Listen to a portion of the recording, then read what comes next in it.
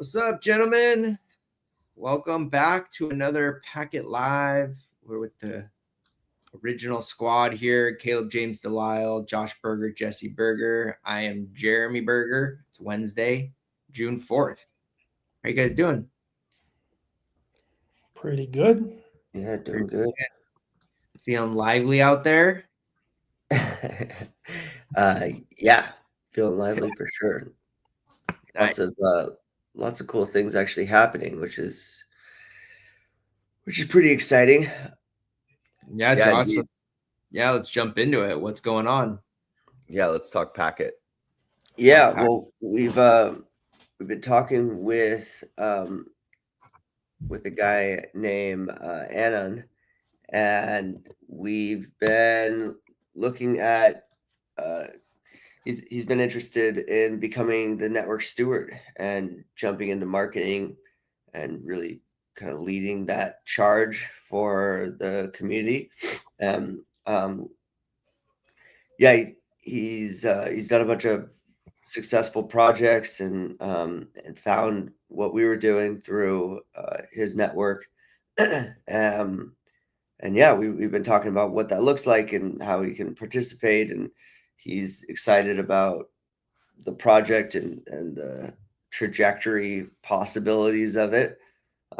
He had written a proposal that he's going to start shopping and campaigning throughout the community with shortly. So that should be cool to have another set of eyes on the marketing side of things, and he feels that he has some great resources that he can bring to the project. So that's been cool. Yeah, no doubt. It's super rad. And so we'll hopefully he'll be jumping into the community here soon and, hyping it up. And he's got our support for really taking the reins. And, it's got he got a pretty vast network, a really nice sized X account. Also, he's got a community on Telegram and a bunch of private communities as well. So we're really excited to, see where things can go with someone who's relevant in the space and can really help push this project. Yeah, and one of the other things that is key and definitely fielding some community feedback, which has been really beneficial, is how to present what's been created as far as infrastructure and networking, and kind of where the project began and then where we're headed right now as we start to focus on utility and beginning to get community to build around the utility of the network. And I think this has always been a thing that's a little dichotomous. It's like opposing around crypto, is that oftentimes the crypto story is super technical, like hyper technical, talking about cryptography and blockchain and networking. And I remember even going back to the early days of Packet, and people would have their eyes glaze over when we were telling them about networking projects and stuff. And it was just really, really technical. But then when we could tell people about the use cases of a decentralized network and a community operated network, then there's like a lot of interest there. And the early slogan of the project was getting the next billion people online. And it was in those early days, we were obviously talking about getting people connected to the internet and really, what that would look like. We put a ton of time and a ton of energy into these edge devices, and the community really never adopted that. We never got people buying hardware and setting up antennas, and it was just never really adopted. There was a lot of pushback around people taking that action. People were really focused on mining and were interested in the token side of the business, which is totally fine, of crypto in particular. And so now that the project is energized around people setting up nodes that build this decentralized network, now that we have the domain system, the packet domain system, where people can get, web domains for free for life. And then now that this next piece of the story, where we're talking about actual networking relating to content and content distribution, and actually empowering content creators to, sell their content and having access to the revenue. And you're seeing the progression of what's possible when the foundation is a network, and the network is so general. It can do so many different things. There's so much versatility to what the network can do. And it's just trying to figure out what's that spark that can create community adoption. And so it's been a fluid process, right? Where the way we started, and now 6 years later, the direction that, we're going still relates back to networking, still is rooted in CJDNS, but there's now all these other utility use cases for network. And so it's exciting to have somebody getting energized around telling the story, building community, and taking kind of the depth of the history of what's been built, and figure out how to activate community growth around that. Because I think from anyone who's been participating in the project for a long time, or holding the coin for a long time, obviously wants to see the community grow, obviously wants to see adoption, obviously wants to see progression in the value of the token in particular. And so whatever that takes to get community growth and people actually, buying and hodling, that's obviously the name of the game. So, we've always had the intent, the intent was always there, but the action of getting marketing going, obviously you need money for marketing. And so if you could find someone who has the skills, who does this, who has community built around social media already, and can take some leadership around that, and activate their community and interest in the project, that's obviously super beneficial. And that's what the network steward was always there to do. You also need someone now who's willing to do that for the coin, the amount of coins, right? Even though the value has dropped so much. And we saw this before when we were, doing this in 2019, when there really was no public market whatsoever. There was no value.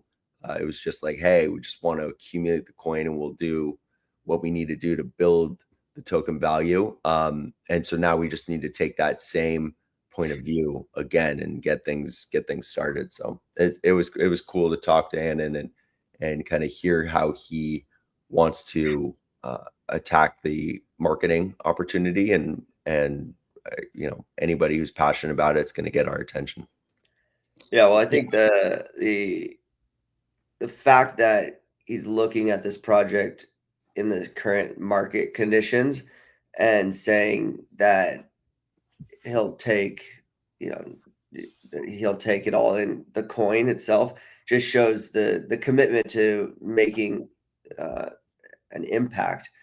Because you can say like, oh yeah, I'm gonna do this, I'm gonna do that, it's gonna be great, I'm gonna Lambos to the moon, but you got to pay me in USDC, because I don't know if your coin's going to work. It's like, well, if your marketing is going to work, then the coin's going to work. And if you're not willing to get paid in the currency, then that means that you don't believe in your ability to bring value to the currency itself. And so, him looking at this project in the current state, and anybody that looks at this project and sees what's here, knows that like the foundation is built for a very successful project. There's projects with massive market caps that don't even have a fraction of their roadmap built. They're still running around with white papers, and people are like, oh my God, I love the narrative, and haven't built anything. So that's a lot of our conversation has been around, all right, this is what's here, this is what's built, this is the roadmap, this is how far down the road we already are, and how much further we got to go. And all the kind of pieces of the puzzle that are emerging. And especially as we start launching this stuff around Packet TV and making these announcements, and we've already been talking about, kind of some rollout press and how we can, really build some momentum. Once we can drop these names and start making some noise about what this collective looks like, that's going to just make anybody who's marketing this project's job so much easier.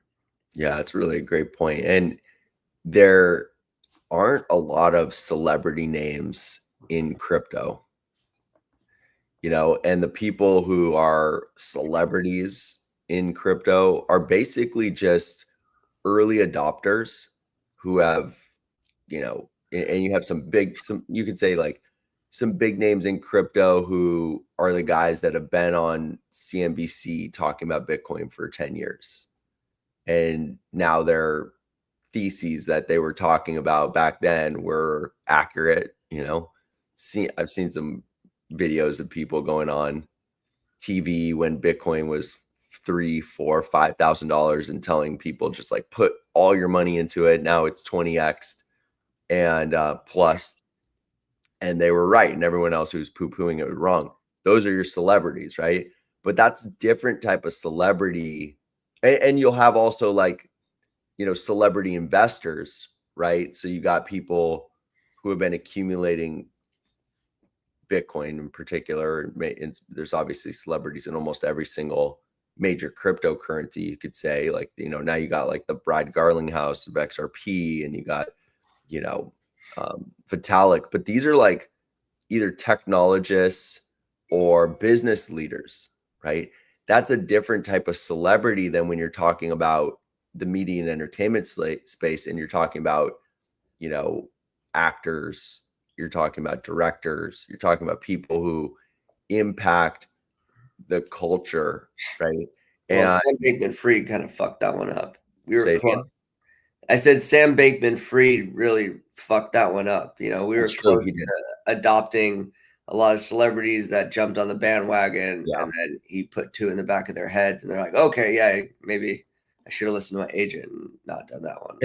Yeah, it's true. You got the Tom Brady's of the world who just, got egg on their face, right? And so there's been a lot of hesitance. I remember when we were talking about when the mini launched, and we were going to, I guess you would call him like a celebrity advisor, right? And he just has an unbelievable network.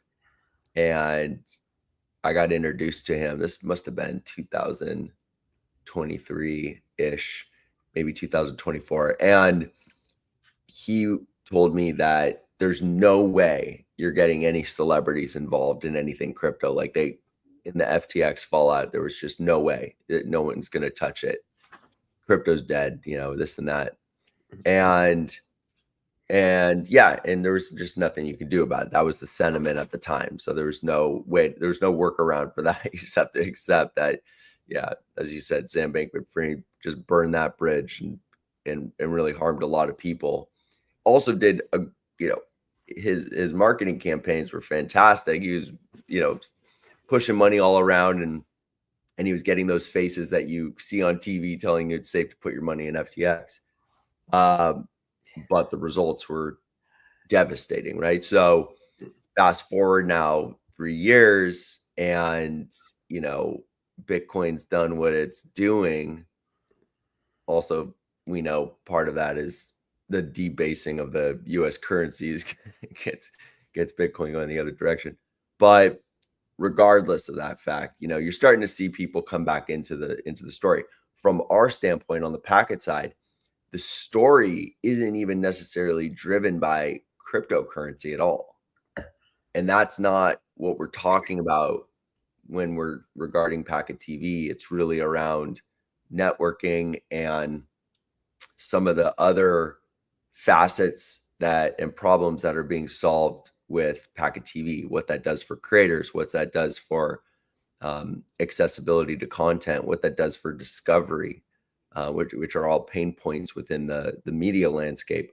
But it's all rooted in the network that's built by Packet TV. By Packet Network. And so that's just part of the storytelling that needs to be, carried out. And, as we've been, working with Caleb now for, God, it's got to be turning the corner on 7+ years.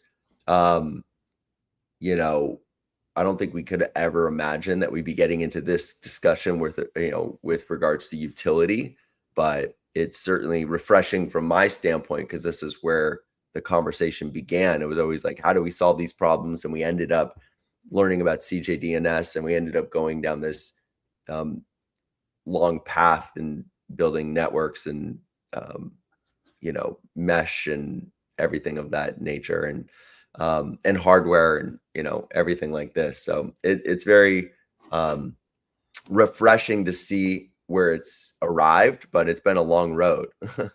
And there's still a lot that needs to be done on the networking side and the adoption side and on the marketing side to tell that story. So, hey, Caleb, I have a question for you. When you first got into networking, did you ever think about the applications that may use those networks in the future? Like, was that ever part of the conversation? Or was it always just about like getting online? Like you said, that story, growing up at your parents' house and figuring out how to connect to the internet without, an ISP. Well, applications, no, not really. It was just mostly just the idea was that it should be application agnostic, and somebody else can think of the application. Yeah. So it should be easy to make an application, but I wasn't planning on making them myself. We'll drag you in there. But it was also interesting because you were telling us when, we were always talking about CJDNS, right? But when we started to really examine what is happening on CJDNS, which we really didn't do until, the last year and change, it was always interesting that you would say, hey, well, here's how people are using CJDNS, right? There were all these nodes, hundreds of nodes, kind of that website, the, FC 00 space, where you were seeing people setting up their node and what they were doing with it. And a lot of it was like research based, right? I mean, those were a lot of people just experimenting in these kind of, silos of the internet. System administrators installing it on their servers so they could reach them from wherever they were in the world. That was a common use case. Just making it so that you can access a server even if you normally can't. Yeah. And were those applications part of the roadmap, or is that just like how people started commoditizing it? No. It was never the thinking to make it so it would work for that. Just something people thought up. What about with regards to the Bitcoin community and how they ended up using it for getting? Well, definitely. I mean, maybe that was a little bit thought about early on. The idea of just having a network that is not intended to be anonymous; it's intended to be performant. And the anonymous networks that exist, Tor, I2P, etc., are so slow that it wasn't appropriate for Bitcoin, which was why this worked for them. And I actually have a Bitcoin node running on CJDNS. So yeah, this worked for them because it could actually perform well enough, and it would also provided another way to get data from point A to point B if the Bitcoin port is blocked or something like that. Right. How many other people have Bitcoin nodes on the CJDNS network?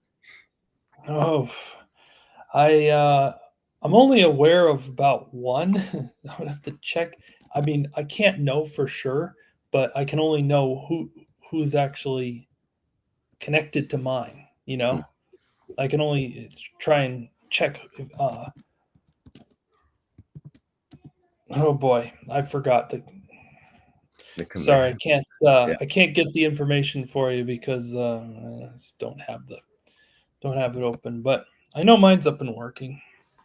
Yeah, it's just interesting that the versatility of these networks, and yeah, it seems I do acknowledge that the mission of getting the next billion people online, which was really around connectivity, and we were talking about mesh, and we were talking about you know, creating resilient networks, you know, even early on, those discussions around like things that we could do in Puerto Rico, but it always requires hardware, you know, and that was always a piece of the story. And so we put a lot of time into hardware, antennas, right? That, you know, there's 1,000 edge extenders that nobody wanted to take the initiative to build decentralized I wouldn't say nobody, but like, let's say less than 50 people really started building networks with the edge extender. And we got a few hundred people, you know, less than 1,000, let's say, who really took the initiative to experiment with it, right? And then we kind of veered into we veered into business applications and really looking at that, you know, use case, and got some great adoption there. But again, a lot of pushback around people taking the initiative to just set up an antenna, like unbelievable pushback. And it was, I think, a major success for the helium community and what they accomplished like early on with their IoT network. So you just have to take your hat off to the depth, right, of hardware that they were able to push out into the world. The economic incentive clearly drew a lot of people in. But again, when a cryptocurrency goes from $50 to $5, when you get a 90+% drop, then people go, well, this isn't worth it anymore. Like, it was worth it when, you know, we could get a couple helium tokens a day, and I can unload them for 40, $50. But now when they're a couple dollars and I'm running all this infrastructure, it just doesn't make sense anymore. So Helium pivoted, right? They pivoted to the Solana blockchain. They pivoted to the mobile token. And then all of a sudden, mobile token's just a subsidiary under T-Mobile, right? So all of a sudden, you're just tucking in under a pre-existent business. And then it's only works within the United States. So it's like, it's been hard for a lot of crypto centric opportunities to persist, right? Because it's rooted in the economic incentive, and because of the fluctuations of the market, if crypto drops by 90% in value for these individual tokens, which we've seen time and time again, it's happened to Packet, and then people just like lose interest, right? And so that's why we've really wanted to focus our energy on the utility that continues to persist irregardless of what's going on with the market cap of the cryptocurrency itself. However, when there's adoption happening around the story and the use case, then you can see people adopting the token again. And it's just through adoption that, you know, drives the value of these cryptocurrencies anyways, people buying, holding, and obviously you need substantial market making services and marketing effort, right, that can keep people excited about staying involved. But yeah, I mean, the Helium network is still there, and there's still a lot of utility around it, but there's less excitement, and there's a lot of people that I've read on Reddit that are saying, you know, I got this antenna on my roof. Should I keep it there? What's the point? But with Packet, we couldn't get anybody in our community to take that action. I shouldn't say anyone, because it's like, I wouldn't say anybody did, but yeah, it's like less than a couple hundred people, right? So when anybody is like, did you get 50,000 people to take action, right? Did you get 100,000 people? It's like, if you got a couple hundred, that's cool, but it's not like a broad enough sensibility of adoption to be impactful, I guess you'd say. So it's like, well, I mean, we have thousands, but you know, at the end of the day, the problem is always on the utility, and it's like, who's using it? Even the Helium network, that was their big problem, is they got this incredible expansion of the network, and they got nodes all over the world, but like nobody was using the network. And Yep. so at the end of the day, networks are cool, they're fun, it's a cool white paper, but like, what are people doing with your network? With Packet Network, the network was very esoteric, and what can you do with that? Very broad, and there's so many things you could do. You could do this, you could do that, you could do that. Anybody do anything on it. But now focusing efforts into what you can actually do and building applications that leverage this network that actually billions of people wanted to use. That is where the excitement comes from, and that's where we're going to get the real adoption. Is most people don't know how to set up a server and don't know how to do all this stuff. And I think we were very focused on, build the network and then build things on top of it, which we've done. We can pat ourselves in the back. I mean, packets on in 34 countries around the world. I mean, that's not nothing. But as we build out this platform and as we get user adoption for that platform, that's only going to inspire people to build out the infrastructure to for that network, because you can actually see cause and effect. You can say, oh yeah, I'm running a node and that's powering this, and that, I think, is a lot easier for people to get excited about, as opposed to, it's like, yeah, I'm running a node for a network that I don't know how to even use that network. It's like, oh, it's a VPN and it's this, it's that, but like, still, those aren't like, they don't feel tangible. And I mean, VPN networks are tangible in a sense. I mean, the Tor network got the adoption it got based on people wanting to hide their internet doings.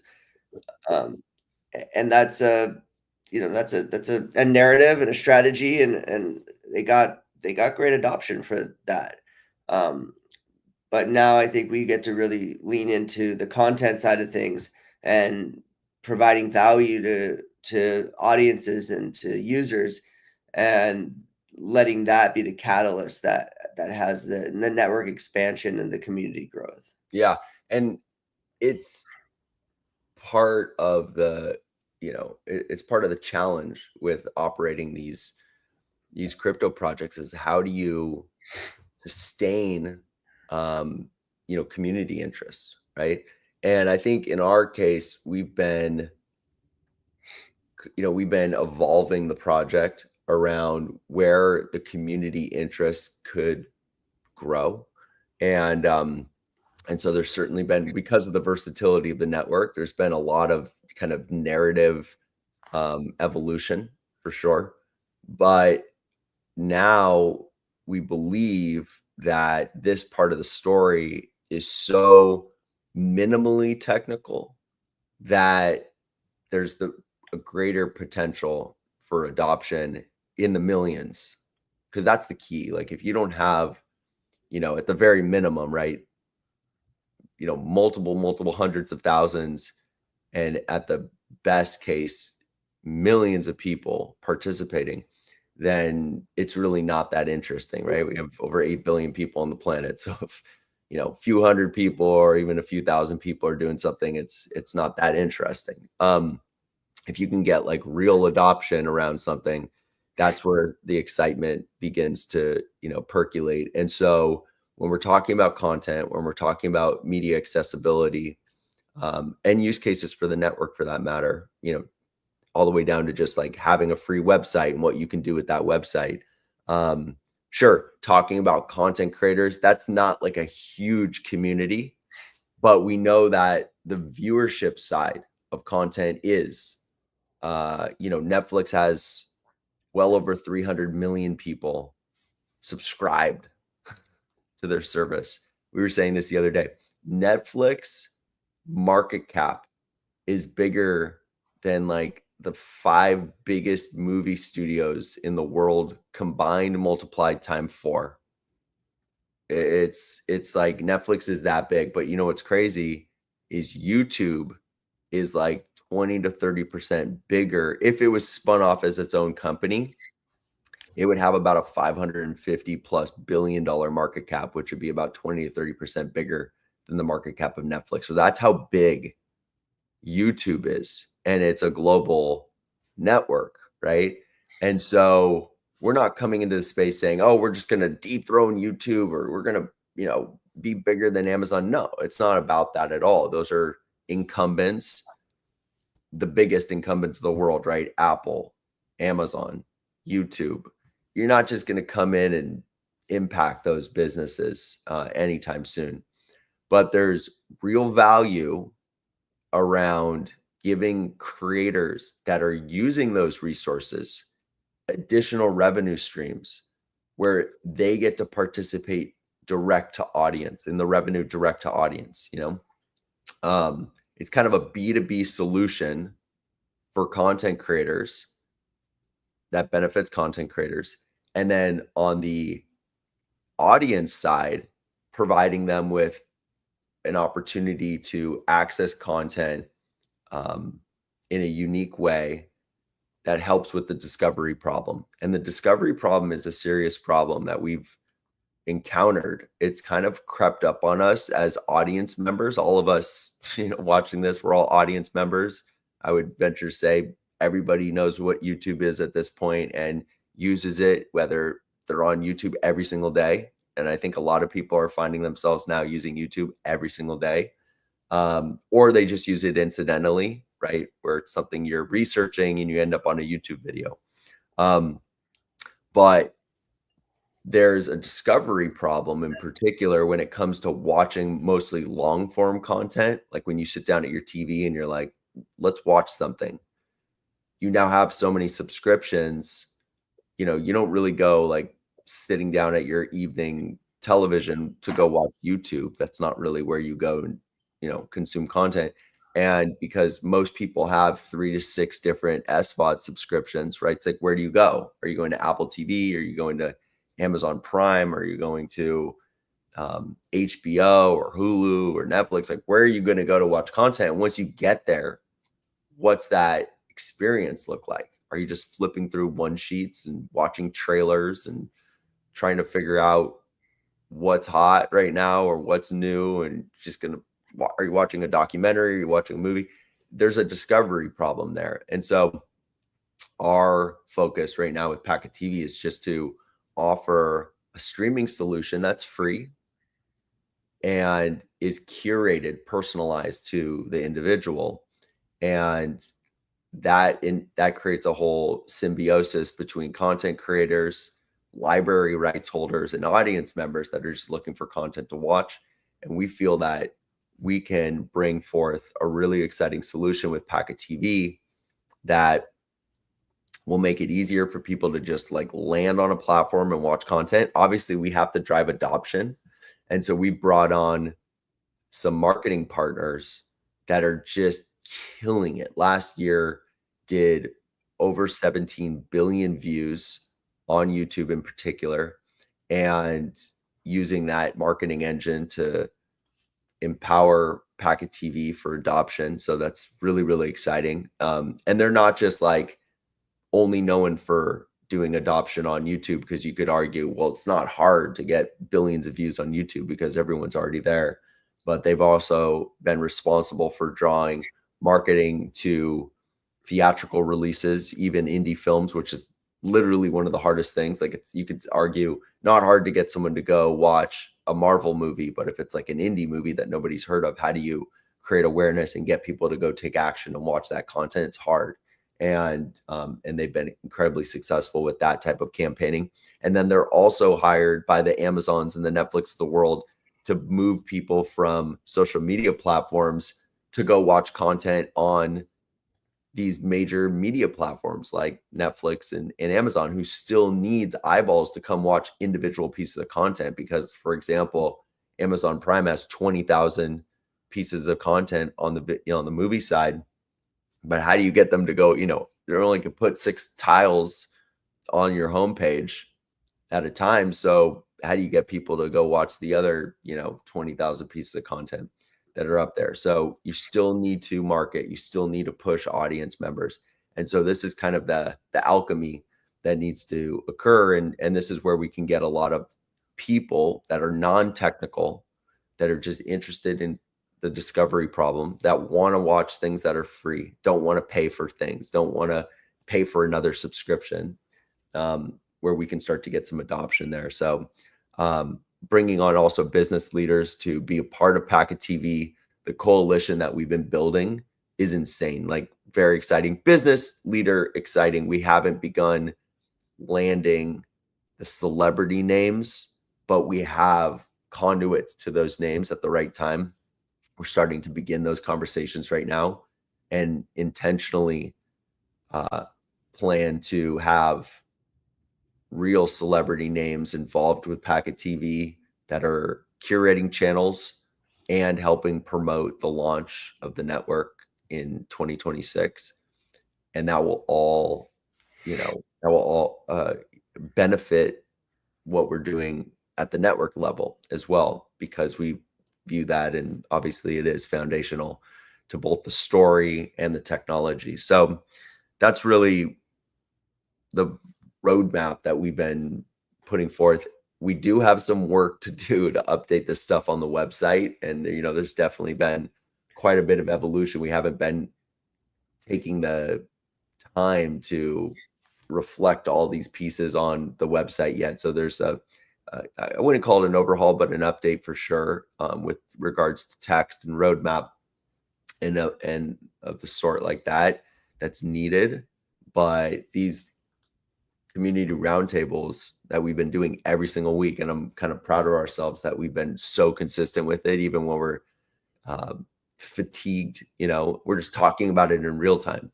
And I think here's another thing that I'll say, and then let you guys contribute. And we've said it so many times over the years, but Packet began, like before the blockchain launched, Packet began as a Wednesday call. And we would just get on these calls, and we stayed consistent with these Wednesday calls for like going on 7 years. And the calls were rudderless in the beginning. It was just like a collective. Sometimes it's just the four of us. Sometimes there's 5 or 6 people. Sometimes we would bring somebody interested in the project to just listen to us talk. And we were always really hesitant to open it up to the community, because it was like, well, we shouldn't be talking to people about things that haven't happened yet, about just ideas. It's too general. And the community over the years was like, we don't feel like we know what's going on. And we were like, well, I guess we can open up the Wednesday call. And it was a very long merge to the point where we got where we are today, where we're like doing a live stream every Wednesday and just like talking. Part of it's us iterating and just, talking a lot about what we're doing. And part of it's presenting and sharing with the community what's going on and what's happening. Obviously, people can ask questions on X, or within Packet Chat, or within any of the other community social platforms, Discord, etc., to us, and we'll answer them in real time. So anybody who wants to, chime in, anybody who wants to get on stage with us, we happily facilitate that. Anybody who wants to be a guest, we'll happily make that happen. And the goal was just like to begin open formatting conversations around the Packet Network and what we're doing. And, we've been through a war in the change of the US president, and like this administration switch, and kind of how that obliterated Ethereum over the last, 4 months, clearly to the detriment of Packet being a, base token. Like we definitely took it to the, guts on that one. That's a tough one. That was a tough break to kind of see that market volatility really impact the market price. But it hasn't deterred us on the utility and the roadmap and kind of what we're doing. If anything, like I'm more excited about where this thing's going than ever really see like a clear path to adoption. And so, yeah, we remain undeterred, and and looking forward to building the community. Yeah, I think there's a lot of opportunity with this for sure. There's still, just like you said, tons of work that needs to happen. Yeah. But yeah, it's on a good one right now, and we're getting some momentum. It kind of reminds me of those days that of when we first kind of went into the market, and we got a lot of people that said no, and then we just started to get a bunch of yeses, and that just kind of got us to this like level where people were, getting involved and getting excited, and then that eventually got us to, a $350 million market cap. So it always is a great memory. Like, I remember definitively, I think it was early 2020. It must have been early 2020. Yeah. And yeah, we could not rattle a freaking cage on it. We were having these conversations. I remember it was so common. We would talk about Packet, and this is like terrible wallets, no wallet, basically. It was like you had to set up like a command line wallet. We didn't even have Electrum at the time. And, mining was really, really tough and like very hard for people to understand. It was like a super technical white paper. And yeah, it was like at the time, like even there was only the yellow paper. and and we would talk to people, and the common feedback was like eyes just glazing over, people just saying, I got to stop you right there. I just have no idea what you're talking about. It just doesn't, and it was super defeating. And Josh, you were just like determined, because we were so passionate about the story. And, you have to get 100 no's to get one yes, but you just have to get the no's. Like, you have to just be, it's not for me. I don't get it. I'm sorry. It's good luck, Yeah. And it was the same thing with like the early devices we were selling. It was like, hey, it's $1,000 that you buy this thing. And it was like, well, how many coins will it mine? Will it mine 1 million coins in a year? And if the value of the coin is 1/10 of a penny, you'll make your money back in a year. And people are like, I'm not going to put up $1,000 just to make my money back in a year. Like, what's the point? Those people who got involved 50x'd their money. Like, people were cashing out, some of them like 80x'd, putting in $1,000, cashing out 50 grand, cashing out 80 grand. Right. So you really had to believe, you really had to just like take the leap. And that kumbaya that we got, that support that we got in those early days, is what built the foundation of the project. Yeah. When people started making money, they started telling their friends.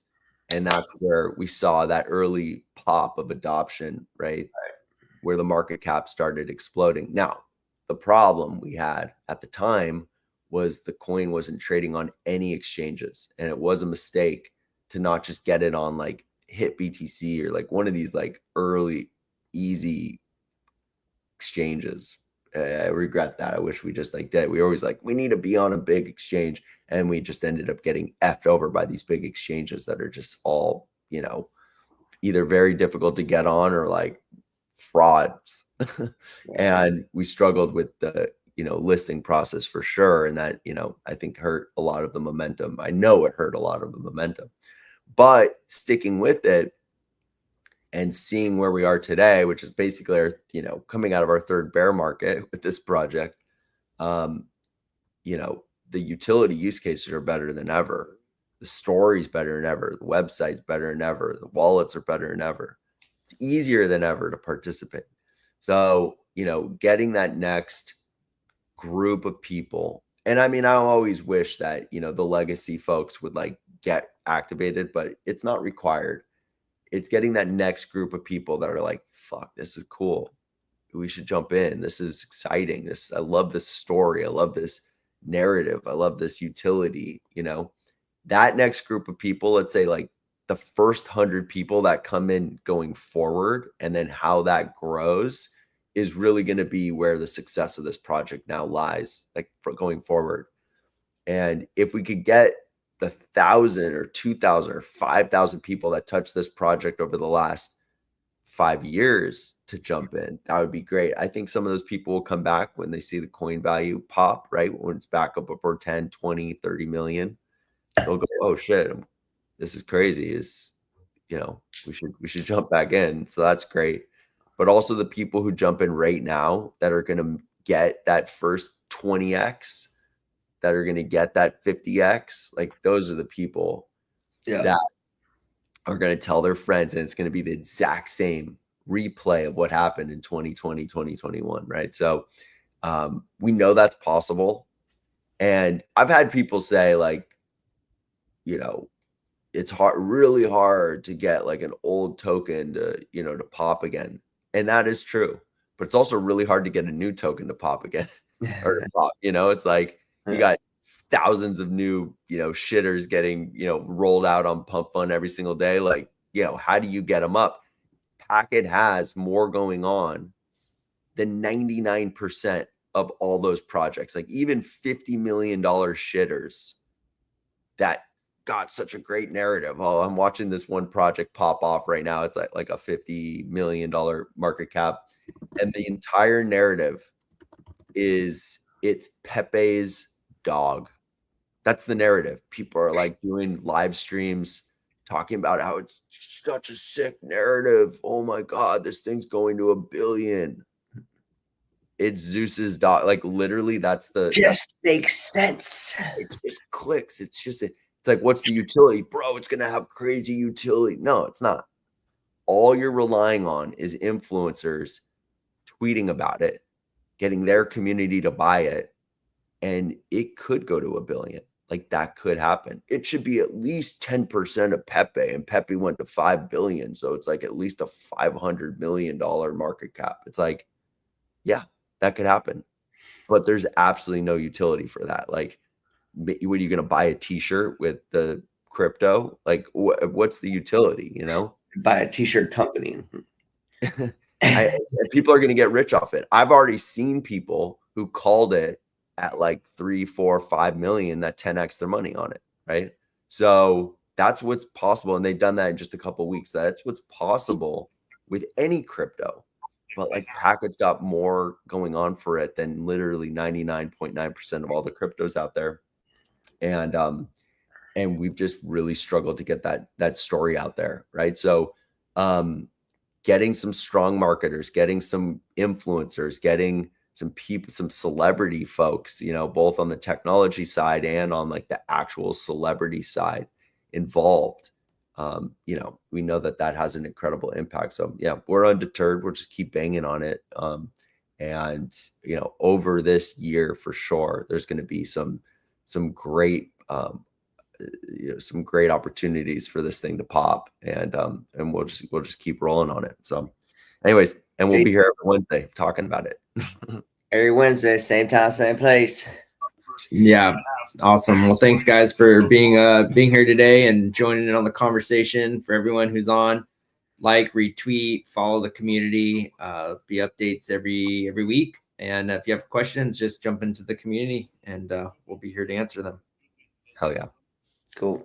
All right. Good to see you guys so much. We'll check you next time. All right, peace.